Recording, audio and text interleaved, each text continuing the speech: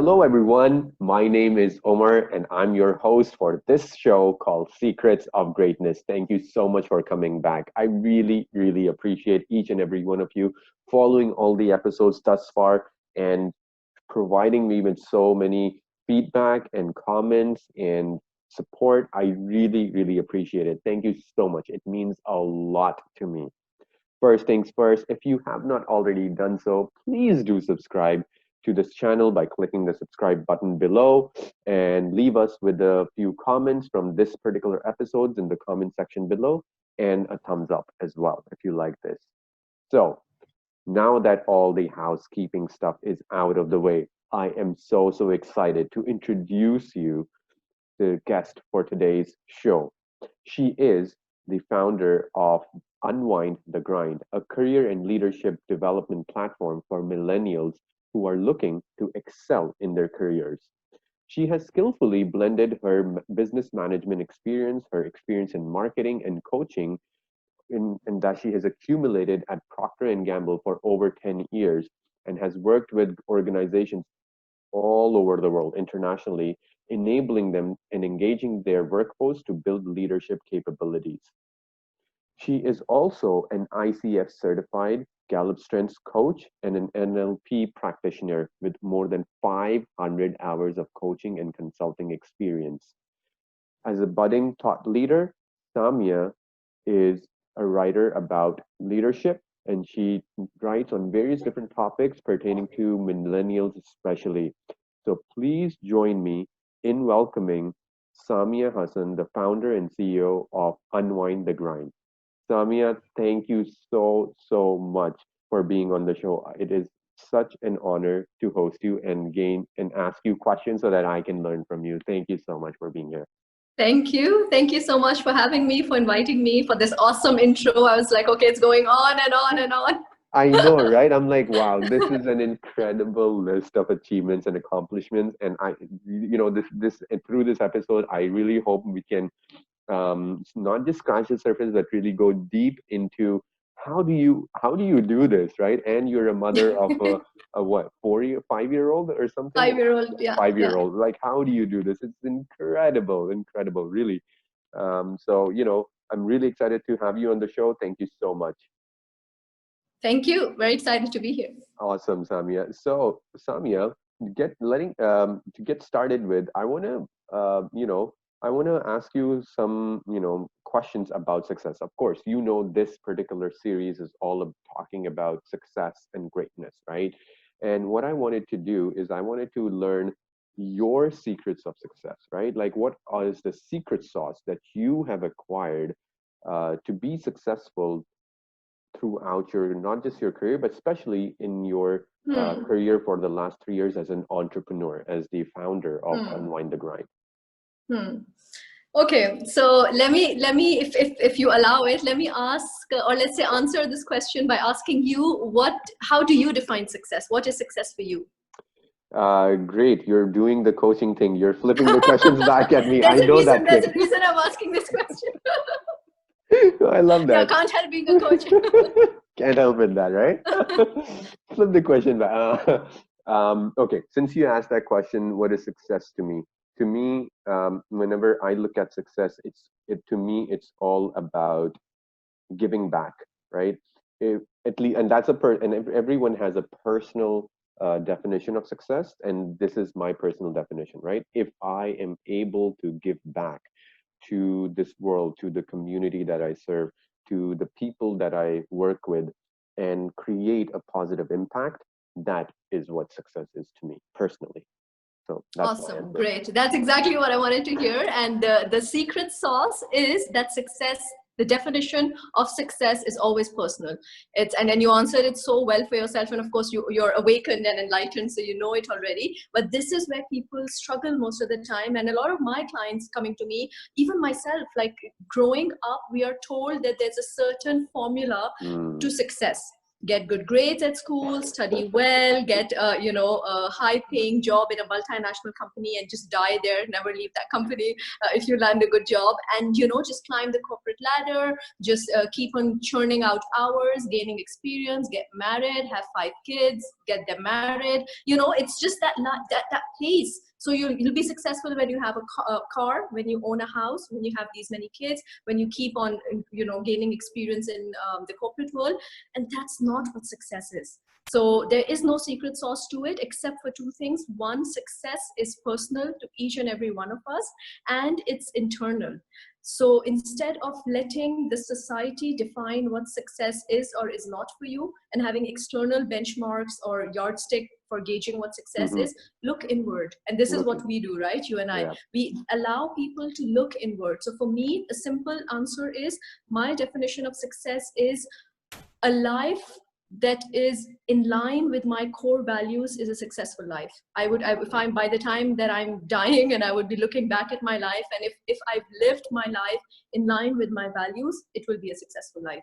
And alhamdulillah, I can say so far, if I look at my life right now, it is in line with my values. I'm able to discern what my values are throughout my all the years of experience, knowing what success felt like to other people, but did not feel like to me, as I was unhappy and miserable in my corporate job by the end of it. And having the courage to move past that and to identify what is success to me, what is happiness to me, what fulfills me, how do I find meaning and purpose in my work.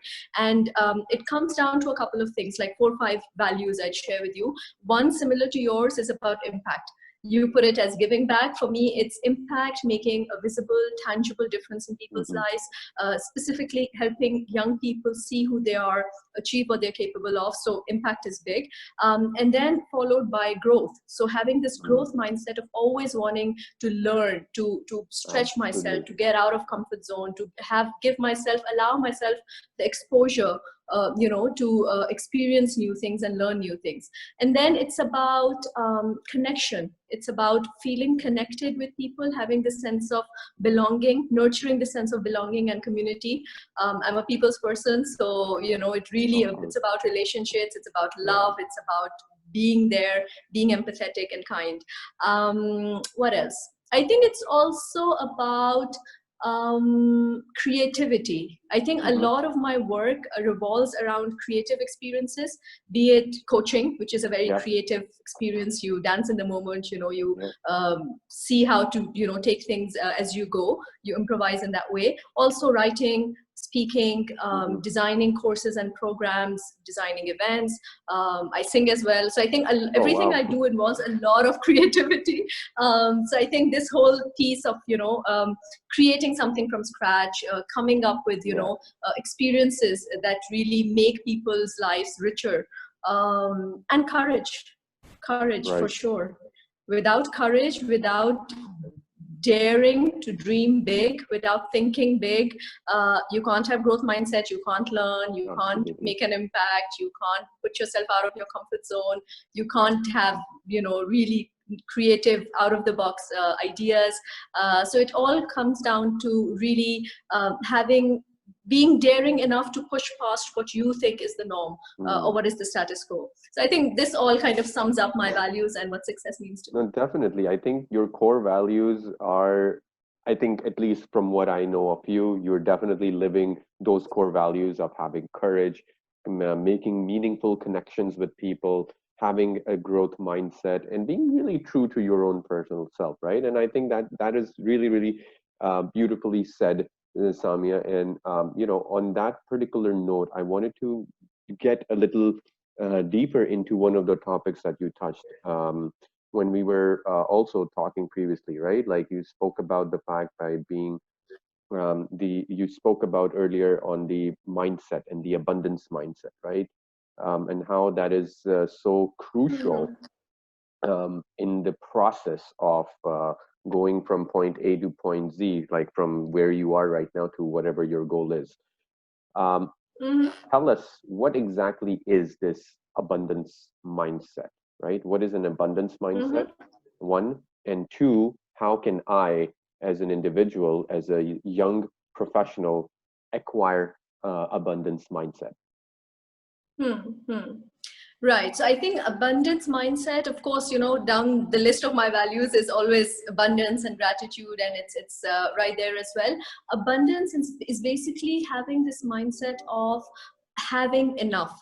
No matter where you are in your life, wherever you are in terms of your work, your achievements, what you're doing, you always start with this mindset of that I am enough. It first Mm, starts with you, first and foremost, right? So as a mm, person, before you even take it out to the external world, I am enough, I have enough, I am good enough, I'm loved enough, I can do enough, I can do more. And it's a mindset. And the reason, I'll tell you, let me put it differently. For instance, if we look at it from the opposite lens of scarcity mindset, mm-hmm. then you would realize that a lot of fears that we all have, you and I as well, and everybody else, a lot of our fears stem from a scarcity mindset, and we Mm, all go through it. So experiences in our childhood, adulthood, whatever happens to us, we start thinking when we are low or down or gloomy, whatever, that we don't have enough. right. So our fears come from I'm not enough, I'm not good enough, I don't have enough, I don't have what it takes to achieve, to reinvent myself, I cannot do this, I'm not capable enough, I'm not skilled enough.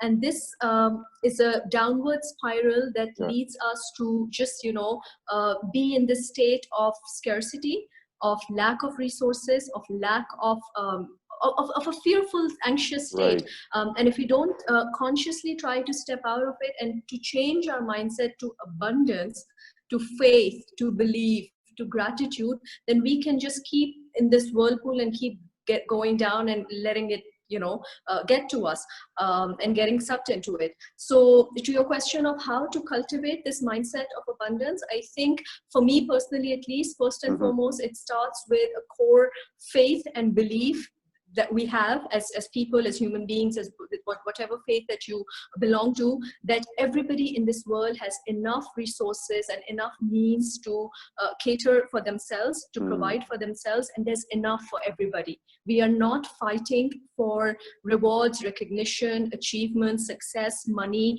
because it's limited. It's not limited, it's not finite, everything's infinite. Everybody out there has enough for, if you have this belief, yeah. I think it's a saying, I don't know if I'm remembering it correctly, whatever is meant for you will find you, it will come to you.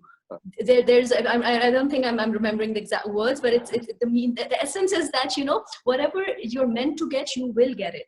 So with the amount of time we spend in comparing and contrasting and hustling, and you look at this person and look at that person, being super competitive, trying to put people down, backstabbing, especially in the corporate world, business world overall, if we understand that, if you keep on, of course, being smart, being street smart, do your bit, perform well, do whatever you have to, but then have this core belief and faith that whatever is meant for you will find you. So you Right. don't have to. Let me give you an example. So when I started Unwind the Grind 4 years ago, Mm-hmm. coaching as an industry in this part of the world, in the Middle East, was quite nascent. So if I would go out and tell someone I'm a coach, they wouldn't know what I'm saying. So coach of what? A health coach or a fitness coach, because that was more normal, let's say, for them to know, but they wouldn't know. And then I would say, okay, no, career coach. Then they'd be like, oh, okay, so you're a career counselor. You tell people how to choose a career. I said, no, that's not exactly what I do. So it was such a struggle to let people know what is it that I do. So when the industry is nascent, rather than Mm-hmm. being competitive with the few coaches that you have, it makes much more sense to have an abundance mindset and Right. to broaden the pie and to grow the pie together. So for instance, at the time, now the awareness, of course, is much, much more on mental health, on coaching, Right. everything. But at the time, I would, for instance, go out and seek out other coaches, seek out people from ICF who are certified coaches, Mm, talk to them, get invited, or let's say speak at events, and raise the awareness together of what coaching means. Because overall, as you work collectively with those other coaches who are not necessarily your competition, you together have a much bigger voice than you have as one single person. And then you can grow exactly. the pie together and people will know about the industry more. That's an abundance mindset versus saying that, oh no, I'm not going to talk to this person, he or she's also a career coach, and they're going to poach my clients, and Right. they're going to steal my stuff, they're going to look at my social media, so it's just that Got it. because of yeah, I'll That's a stop here. no, that's a great. I think the example really helps, and it's, I think, the essence of what you're the abundance mindset. The way I learned about it from you is, it's all about partnerships and collaborate, having that collaborative mindset, and think of people around you.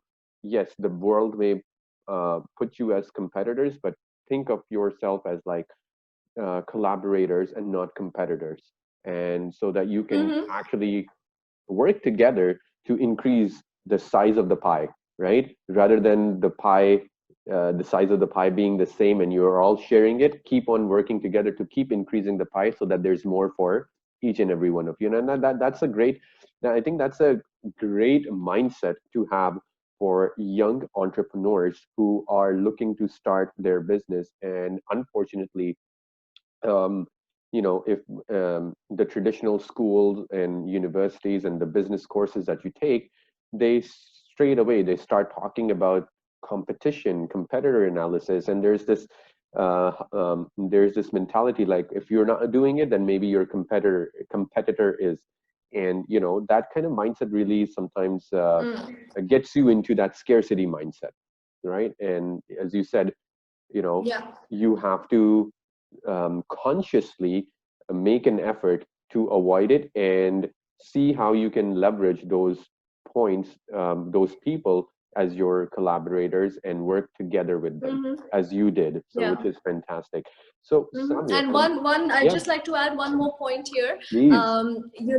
The antidote to scarcity is practicing gratitude.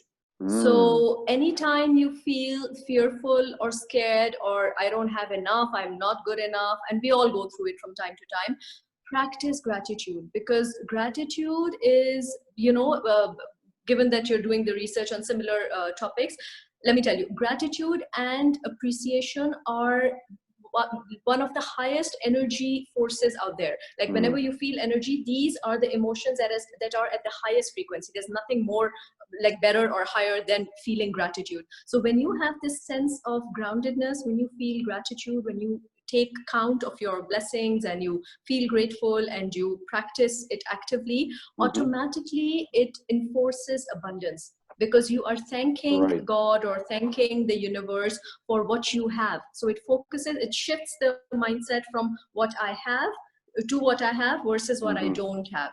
And the Right. more you count, and it's contagious as well, right? So the more you count things that you have, I have this, I have this, I have that, I have this mindset, I have all these experiences, I've learned from all my Right. experiences or failures or whatever, it instills in you a sense of thankfulness, Yep. gratefulness, and Yep. abundance, Yep. because I do have a lot. And actually, yeah, I might not have, again, linking back to success, maybe I might not have all of those tick mark checklist items that the society Yeah. wants me to have from an external perspective, but from an internal perspective, from being wise and mature and kind and whatever I've gained, in my life, in my business, in my work, I have all of this. So the more you thank God for it, the more you practice meditation, gratitude, journaling, writing, speaking, whatever it is, the more you will, let's say, go towards abundance, and the more Mm. further away you will be from scarcity.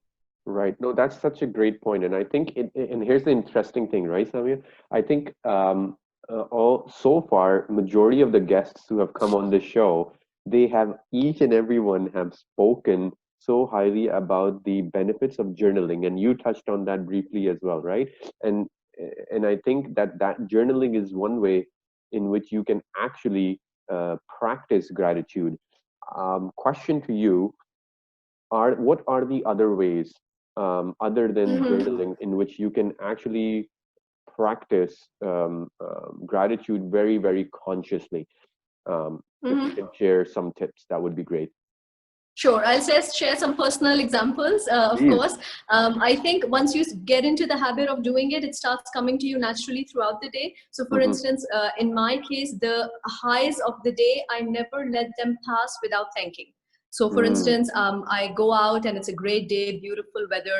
I'm a big nature person. So nice. seeing the sun and mountains and all of that is great. So I would always say thanks. Thanks for the beautiful day, for nature, for whatever. Anything that happens throughout the day. With my daughter, there's an amazing moment of joy with her as I'm playing with her. Or I was cooking and making something amazing and it turned out really nice. On a particular project, simple small things on, Mm, I was working and I was in the flow and I was able to even work and finish the stuff that I was meant to do. So stopping during the day and saying thanks when you have this feeling of, good, okay, that's great, I did that. That's one. The other is, and this one works for me when I'm feeling low and nothing seems to get me up. And you're in that downward spiral and you're sinking in and you're like, okay, nothing is working. Then I go back and consciously think about all the wonderful things that have happened to me in the past, right. particularly things that at the time I thought were not possible.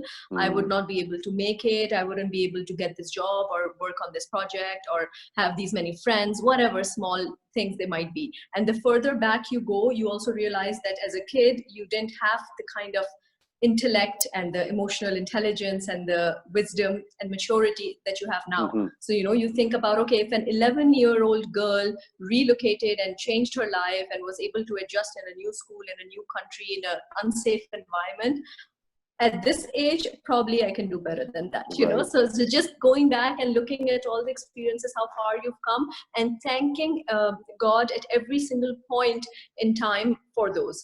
The last one that I practice every single day is before sleeping at night. As you're obviously, most of us do that. You think about how the day went, what were the Yeah. things you did, what you're looking forward for tomorrow. Practice gratitude. Say thanks. Practice Say your gratitude. Yeah. prayers. Say thanks. Remember the good things. Just kind of recap in your mind. One particular exercise that works well is that you can close your eyes and replay like a movie the whole day, or if you're recapping the week, the whole week, whatever time frame you want to use, and play it like a movie and see your life uh, with the eyes of an outsider. Mm, So Omar is not seeing his life of that week. yeah. An outsider is seeing that life, and then you will be able to see things that Omar, who Interesting. is associated with that experience, that's NLP for you, who is Yeah. That's associated is not able to see. So you dissociate, and then you find ways to say thanks. So I think the more you do it, the more you mm. practice it, it just becomes, it becomes autopilot for you. No, that's amazing. I mean, those are like, I think the important essence, at least for a lot of us listening to you right now, is just taking that moment in the day to, for example, just stop, right? Because we are these creatures who are always just like, we got to be doing things, we got to be doing things, and we just never stop in the day to just look back and be like, okay, let me just take a pause. How is the day going? How did the day went at Mm, night, right? Like we don't take that pause. So I think it's really important. And as you do it, as you said, whenever you experience those highs, like, oh my God, this was amazing, right? This food turned out so good, or the sun is so, the weather is so great. Whatever those highs you feel, having that self-awareness of, hey, I'm actually experiencing that high, and pausing at that moment and saying gratitude and saying your thanks however way you want to do it, then that, as the listeners are yeah. listening, that will feed Mm, into the abundance mindset as well, right? So that's for great. sure. That's really awesome, Mm. Samia. Thank you And for sharing. the more you Yeah. are in the present moment and in the now, as Eckhart Tolle says, the more you'll be able to see these things, because we Right. have loaded our day and our week with so much stuff, so many things to do, preconceived notions, Yeah. clutter in our mind, that even, let's say you're taking a walk on the beach, you're not present there. In your mind, oh, I have to do this. You have like 25 windows or tabs open in your mind, Yeah. and you're like jumping from one thing to the other, so you don't notice. So when you're in the present moment, when you're in the now, when you are aware and conscious and you don't have all that clutter in your mind, you will observe. It's bound to happen. Yeah, no, absolutely. It is hard, and I think I myself have that challenge, right? It's really hard for me to close all the tabs that are open in my mind, as you said, right? Like it's really difficult for me to close all those tabs because I'm constantly thinking about my work, what are my next things to do, how am I going to do this interview, what are the questions that I'm going to ask, like all those kind of things are just constantly going in my mind all the time, and it's really difficult to pause and be like, hey, you know what, if I'm out for a walk, just pause and just observe what I'm observing. Is that a particular challenge, Amya, that you face with when you were coaching millennials, right? Your specialty is Mhm. you work closely with the millennial generation, right? Is that one of your biggest challenge, or are there other challenges, unique challenges that you feel millennials are facing in their careers, not just in their career, let's just say in their lives, that you help them Hmm. out with? And if Hmm. so, how are you helping them overcome those challenges? So now we're going to Sure, get a little sure. bit into So I the think strategy as well. yeah, definitely. I think I kind of, so as I mentioned to you before, from the get-go 4 years ago, I chose my niche to be career coaching and the Hmm. target audience to be millennials. However, through experience of coaching and doing workshops, working with them in organizations, I realized that more than 80% of my clients come to me looking for clarity, for meaning, for direction, because they are at whatever crossroads you want to call it, they are stuck. They are at some kind of crossroads. Either they want to jump ships, change careers, change industry, job roles, functions, quit Mm, corporate, start their own business, want to get back into the workforce maybe after taking a career break, whatever kind of crossroads you, and especially now during COVID and people having lost right. their jobs, Absolutely. salary cuts, businesses, all of that. So naturally, I found a lot of people, maybe because it's they can resonate with my own story of career change, or also due to the fact that if you look at global learnings or regional, the number one factor that drives millennials in terms of work is purpose and meaning. So no matter where Absolutely. they are and what they're doing, they're always questioning, they're always thinking and questioning, what is it that we're doing and how is it making an impact in the world, in the society. And Hmm. whichever way you look at it, be it in terms of their choice of work, where they're working, what they're doing, to the choice of brands that they use and consume, what they buy, how they shop, how they live, how they spend, everything, politics, society, Mm, everything is shaped by impact. So finding purpose and meaning is big for them. And from the beginning, I kind of, as I learned along the way that this is what they're looking for, I started attracting those kind of clients as well. And now my business is mostly, at least the one-to-one part, is people who are looking for this. right. So it is a need, it's a top need, and this is what we work on. And it's a Right. whole process of self-discovery, deep diving within yourself, knowing, because again, here's the challenge, right? For a generation that has seen two recessions back to back, and this will be the third biggest one in their lives, and has been born with, okay, the millennials in the 80s were not born with phones in their Yeah. fingertips. Maybe I'm Absolutely. one of them. But the ones in the 90s, you're born with information on your fingertips. You know, you have access to anything and everything under the sun. And while yes, it's a great thing because it equips you with knowledge, with Yeah. information, but it also is confusing because there are so many options out there. There's Yeah. so many professions out there that did not even exist while we were studying. It was just like, you know, okay, you do an MBA and you know, get this kind of a Exactly. job, or you become a lawyer or engineer. Now you can be a vlogger and a blogger and content creator and designer and like you name it. And that's where the confusion comes from, because there's so much of external perspective and Yeah. external opinions and information out there, yet not nearly enough internal deep dive, internal self discovery and awakening process of knowing who you are at your core. What Right. drives you? What moves you? What are your values? Yes, some of them. So I don't really work with students so much. It's mostly 23, 24 plus, so people who have graduated and are entering the workforce. Right. And by that time, you have amassed enough experience, enough, let's say, learning, knowledge, and everything to know yourself, to know what your strengths are, what your values are, you know, what your gifts are, what your passions are. How can you bring all of this together in a way that you carve a sweet spot in terms of offering the world what only you are equipped to offer in a unique way, in Right. your way. So that's how it all comes together. How do you, yeah, that's, tell me a little bit more, Samia, about that self-discovery process. How do you go through that self-discovery process with your clients? What does What does that process look like? What are the kind of, let's just say, frameworks that you guys are using, or the kind of questions that you pose? Mm-hmm. Just so that I think from an audience perspective, Mm-hmm. we can have a better understanding of, okay, what exactly do I have to do if I'm on that journey of self-discovery and awakening? Mm-hmm. Sure, sure. So we look at it, of course, you can't separate life from work. So it's a holistic, overall, well-rounded experience. Absolutely, But again, the 100%. Yeah. focus is, yeah, the lens through which we look at is more work-related, right? So Hmm. let's say you can call it finding your why, or finding Yeah. a kind of career that is like in line with who you are. And all the factors that we look at, again, the way it's done is either through one-to-one coaching, which is most of the time, or through workshops, online Right. masterclasses, workshops, in person, whatever. So if it, let's say if it's a one-to-one session, we would be working with that person over 8 to 10 to 12 sessions, depending on Hmm. how much time it takes, to really work with them through the self-discovery process, where we will be looking at what is their criteria when it comes to work. So what are the Okay. factors that are important to them, Okay. their motivation, their passions, and I'll walk you through how, like just a couple of Yes, examples of please. how we do it. But just the things, the things would be passion, strengths, values, motivations, fears, limiting beliefs, mental blocks, the things that are holding them back.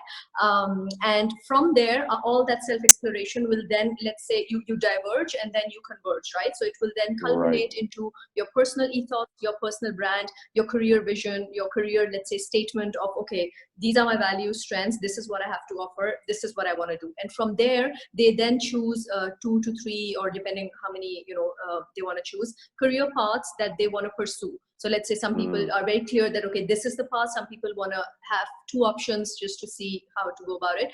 And then after that is more about the externalizing part of, like, okay, how do you package and present yourself?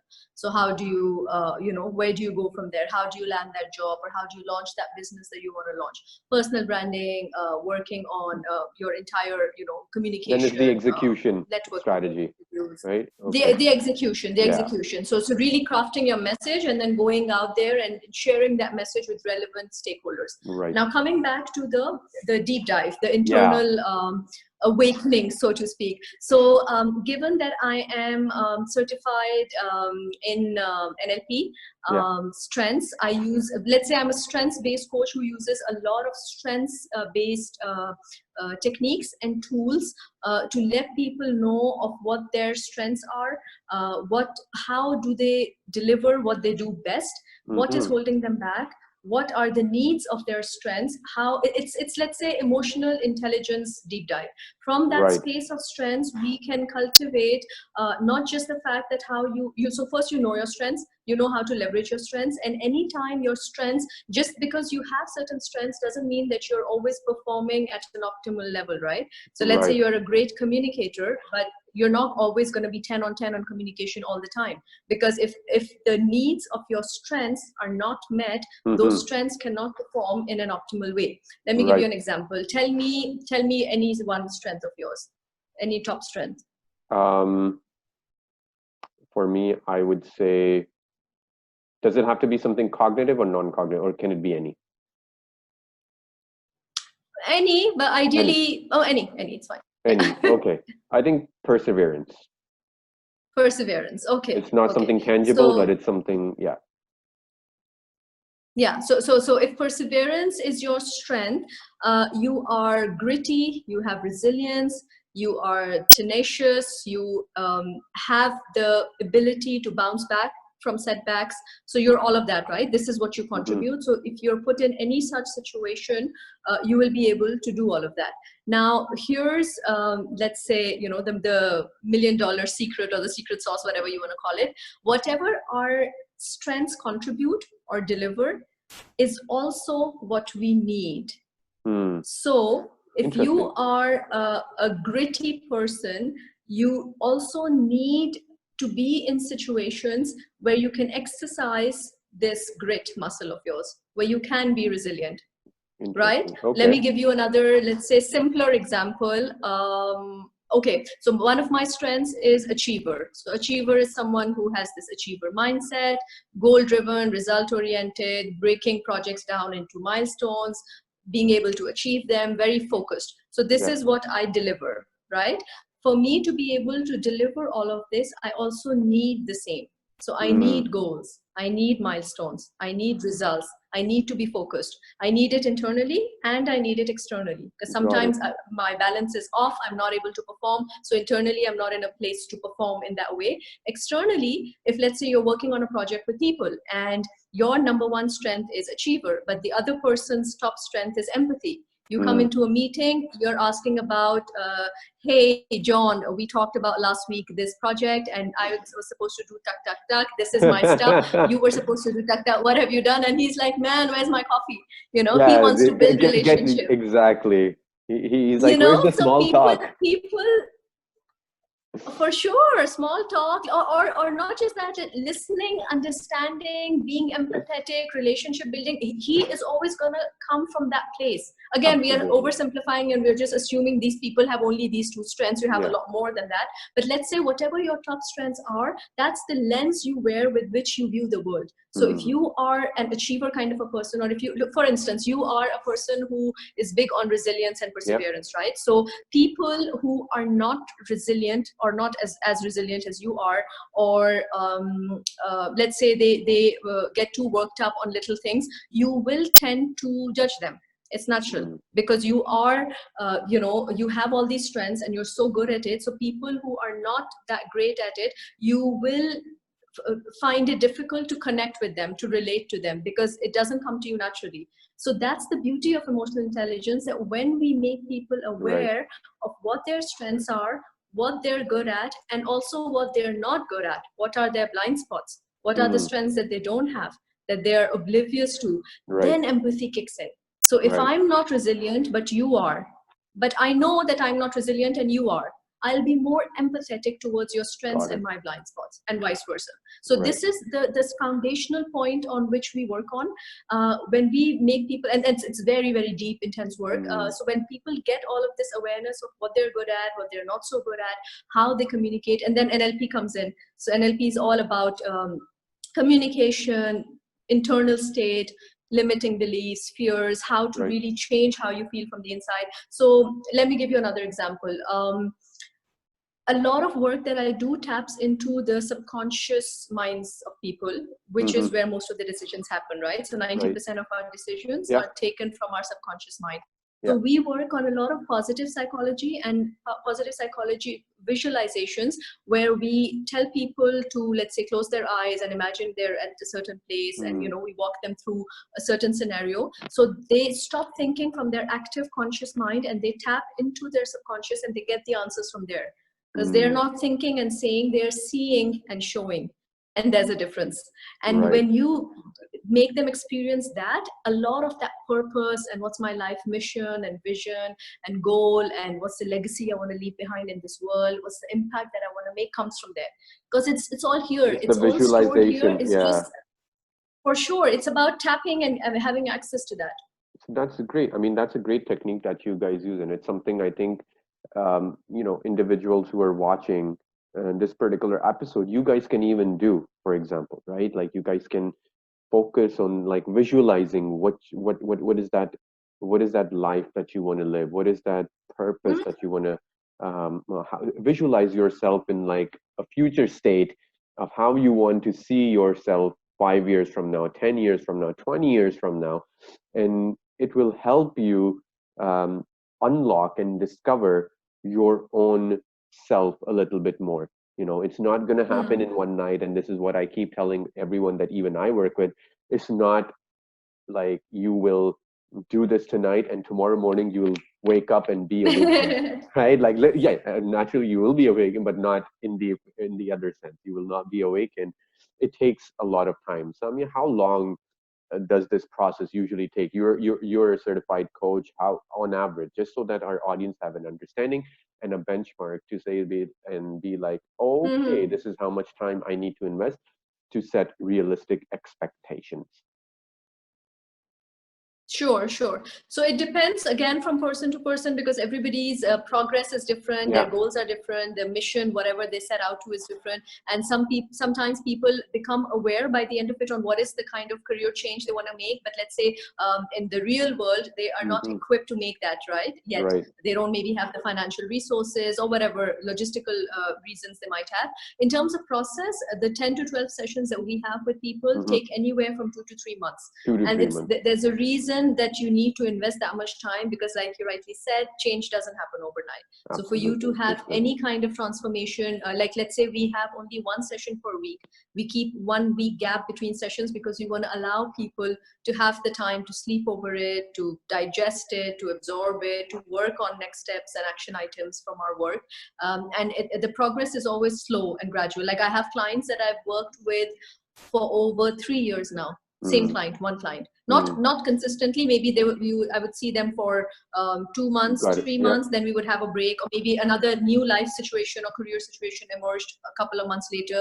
They would come back and we would work for another 2, 3 months, 4 months. So it's on and off, but like the duration could just be dependent on what you're looking for as well. Got it. But yeah, at the end of the day, it is a long process. And I don't think I have shared this anybody publicly, but yeah, for me, that process took me almost a year as well, right?